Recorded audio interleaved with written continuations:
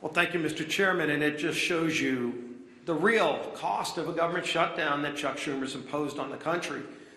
We hear over and over these stories, and we're hearing more of them every day now that we're in the 8th day of this shutdown.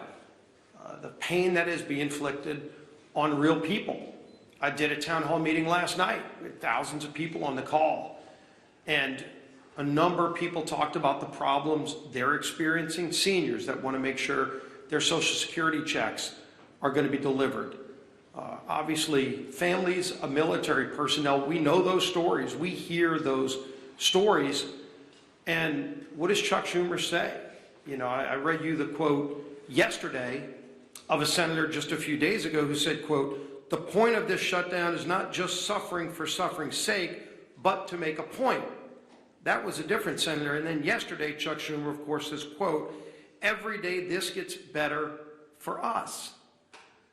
And so you've got to ask yourself, if you're Chuck Schumer, and a good day for you is defined by how much suffering you can impose on other people, including our men and women in uniform, maybe you need to look in the mirror and check yourself at the door and wonder what it is you're up here trying to accomplish. Is that really why Chuck Schumer ran for office? To inflict pain on other people so that he can have a good day, a better day for himself. When that is your measuring stick for a good day, is how much pain you're inflicting on other American families, you have lost your way. And yet they vote over and over again to keep the government shut down. While trying to talk about other issues, we can be talking about those other issues without inflicting pain on people. We can be debating our differences, as President Trump said he wants to do, by opening the government back up again.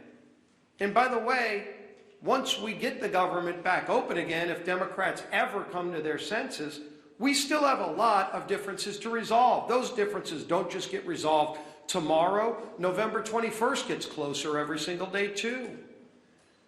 And then they're going to try to hold the American people hostage again on that deadline for some other unrelated issue, so that they can inflict more pain on the American people. But don't worry, Chuck Schumer will be having a good day if that pain is going to be inflicted on others.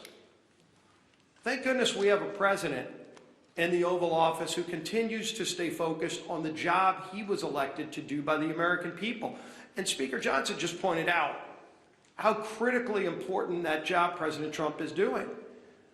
You know, as we mark the 2-year anniversary of the horrible Hamas attacks on Israel, President Trump is brokering a release of all the remaining hostages so that those families can finally get closure.